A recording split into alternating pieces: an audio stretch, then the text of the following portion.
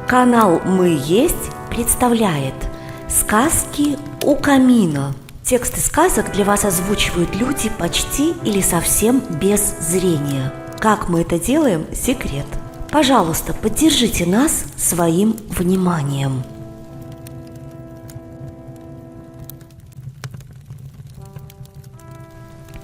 Галина Забела. Про злую силу. Сказка. Кто-то был, кого-то не было, когда один молодой храбрец отправился в путь-дорогу искать свое счастье. Шел он долго ли, коротко ли, уже темнеть начало. Остановился путник посреди глухого леса. Где ночлег искать? Вдруг смотрит, зажегся вдалеке огонек. Подошел юноша ближе и видит, стоит посреди леса терем из соснового сруба. Аромат дивный источает. Над дверью подкова висит, а на ней надпись: «Всяк найдет желаемое, коли храбр сполна». Обрадовался путник такому приветствию и постучал в дверь. Немного погодя, открывает ему дедушка и приглашает в терем. Прошел юноша внутрь, и диву дается. Как тут все красиво да ладно смотрится. Пока гость любовался, хозяин накрыл на стол и усадил юношу потчевать. А после вкусного жаркого и говорит: «Вижу я, сердце твое томится, подвигов просит». «Так и есть, дедушка», — соглашается юноша. «Что ж, тогда есть у меня задача одна, непростая, опасная. Коли справишься, найдешь себе честь и славу, а коли нет, отыщешь погибель». Храбрый юноша тотчас согласился. И дедушка продолжил: «Отыщи за вершиной неприступной скалы волшебный чертог, но знай, никто до тебя назад возвратиться не смог. В том чертоге томится королева здешних земель. Освободи ее от злой силы, и найдешь свою цель». Рано утром вышел юноша из терема, а старичок вздохнул и говорит: «Хотел бы я подсказки тебе дать, да только сам толком ничего не ведаю об этом диковинном месте». «Ничего, дедушка», — отвечает храбрый молодец, «какой же это подвиг, если мне заранее будет известен путь? Я иду смекалку проверить, авось она не подведет. Тогда дам я тебе самое ценное, что у меня есть, мое благословение», — ответил дедушка, и путник отправился в дорогу. Много ли времени прошло или мало, но вот вышел юноша на каменистый берег. Река ли это или море, понять нельзя. Смотрит юноша вдаль и ничего, кроме молочной дымки тумана, разглядеть не может. Придется плыть, не зная броду. Едва отплыл он от берега, как поднялись бушующие волны черным-черны. А гребни белые, того и гляди, норовят захлестнуть храбреца. Призвал он всю силу на помощь и переплыл бушующее море. Как только на берег ступил, видит, скала стоит точно стена. Ни конца, ни края не видно. Ввысь уходит к самым облакам. Обойти не обойдешь, забраться не сможешь. Постоял юноша, подумал, что же делать. Путь всего один, придется наверх карабкаться. Ухватился за крохотный выступ раз, другой, и так шаг за шагом взбирается на невиданной высоты скалу, прямо к небу. Едва вниз не сорвался, скользкие камни попались, но удержался и продолжил подъем вверх. Сколько времени прошло, никто не знает.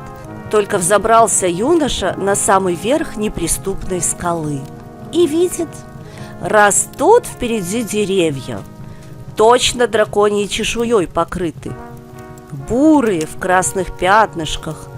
Чешуя топорщится, будто дышат деревья, а иглы на крученных ветвях тонкие, острые, того и гляди уколют. Понял тогда юноша, что с деревьями этими шутки плохи. Они стражи этого уступа, и чужака не пропустят.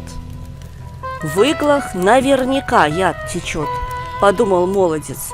Побродил по скале, нашел подходящих размеров обломок, заслонил им себя как щитом и стал пробираться меж драконьих деревьев.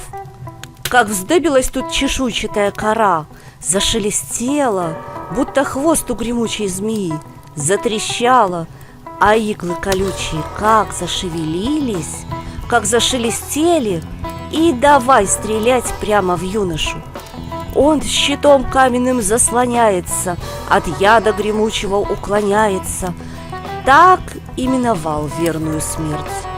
Вышел из драконьего леса и видит, раскинулось на опушке чудесное древо. Ветви серебристые на солнце сияют, и растут на сей диковине не фрукты и шишки, а настоящие белые зефирки маршмеллоу. Подивился юноша и подошел ближе, а дерево к нему наклонилось, ветви опустило, точно предлагает лакомство отведать. Этак можно беду навлечь, если в чужом саду чужим зефиром полакомиться, подумал юноша. А дерево зашелестело все, затрепетало, так и предлагает молодцу нежного маршмеллоу попробовать. Как вкусно пах зефир, а юноша был так голоден. Понял он, что дерево зачаровать пытается. Сорвал наспех 4 зефирки, засунул в карманы, и тут же дерево его отпустило. Пошел он дальше в густой лес. Уже стемнело. Вдруг слышит, вдали играет веселая музыка. Подходит ближе и видит. Старые пни с седыми ветками вместо волос играют такую задорную песенку, что ноги сами в пляс пускаются. Понял юноша, что музыка эта зачарованная, и стоит ей поддаться, затанцуют его старые пни до смерти. Выхватил он из кармана 2 зефирки и засунул в уши. Музыка тотчас стихла, а старые пни все стараются, скачут меж деревьев, играют на балалайках да бубнах. Пошел юноша дальше. Вот уже расцвело. Выбрался он из лесу, выбросил из ушей зефир и видит.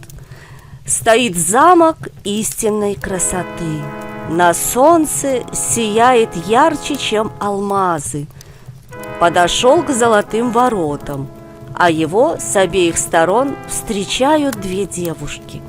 Юноша даже остолбенел, так они были хороши. «Скажи, добрый молодец, кто из нас краше?» Всмотрелся он в их лица и думает: да это ж не девы, а сущие химеры. Стоит им ответить, вцепятся и на клочки порвут. Улыбнулся им юноша приветливо и говорит: «Милые, хорошие, отведайте сперва зефиру медового». И, достав из кармана маршмеллоу, угостил химер. Едва съели они угощение, стали зевать и, прислонившись к воротам, заснули. Прошел тогда мимо них юноша прямо в замок, а там на бриллиантовом троне сидит царица не царица, королева не королева, а сущая красавица. И столько злости было в ее глазах, что юноша растерялся.